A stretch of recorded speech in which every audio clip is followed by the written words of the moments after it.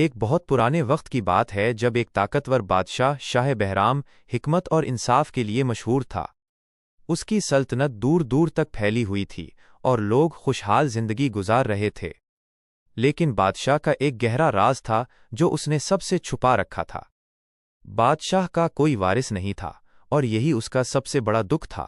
اس نے اپنی زندگی کا بیشتر حصہ ایک ایسے خزانے کی تلاش میں گزارا تھا جو اس کے مطابق اسے ایک ایسا بیٹا دے سکتا تھا جو اس کی سلطنت کو مزید مضبوطی سے چلا سکے۔ یہ خزانہ ایک قدیم پیشن گوئی میں ذکر کیا گیا تھا جس کے مطابق یہ چاند کے آنسو کے نام سے جانا جاتا تھا۔ اس پیشن گوئی کو سمجھنے اور خزانے تک پہنچنے کے لیے بادشاہ نے اپنے سب سے قابل اعتماد وزیر زبیر کو بھیجا۔ زبیر ایک ذہین اور بہادر شخص تھا، لیکن وہ خود بھی ایک گہرا راز رکھتا تھا۔ وہ بادشاہ کا ایک دور کا رشتہ دار تھا اور اس کے دل میں سلطنت پر قبضہ کرنے کی خواہش تھی۔ زبیر نے چاند کے آنسو کی تلاش میں ایک طویل سفر شروع کیا۔ اس نے صحراؤں کو پار کیا، پہاڑوں کو عبور کیا اور کئی خطرناک راستوں سے گزرا۔ ایک پرانے ویران مندر میں اسے ایک قدیم نقشہ ملا جو اس خزانے تک پہنچنے کا راستہ دکھاتا تھا۔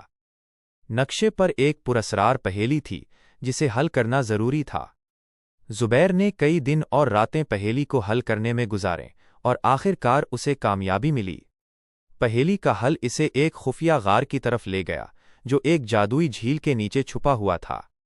جب زبیر غار میں داخل ہوا تو اس نے دیکھا کہ وہاں چاند کے آنسو موجود تھے۔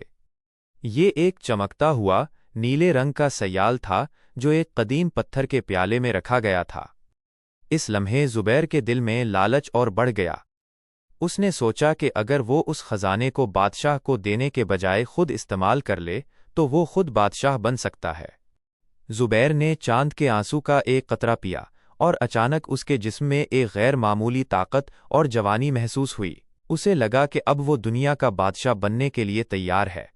لیکن اس کے ساتھ ہی اس کے دل میں ایک تاریک شیطانی روح بھی پیدا ہو گئی جس نے اسے بادشاہ کے خلاف سازش کرنے پر مجبور کیا۔ اس نے واپس آ کر بادشاہ کو بتایا کہ اسے چاند کے آنسو نہیں مل سکے اور یہ کہ پیشن گوئی غلط تھی۔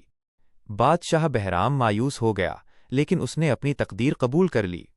سال گزرتے گئے اور زبیر نے آہستہ آہستہ اپنی طاقت کا استعمال بادشاہ کو کمزور کرنے اور اپنی پوزیشن مضبوط کرنے کے لیے کیا۔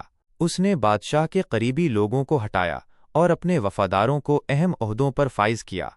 جب شاہ بہرام بوڑھا اور کمزور ہو گیا تو زبیر نے بغاوت کر دی اور تخت پر قبضہ کر لیا۔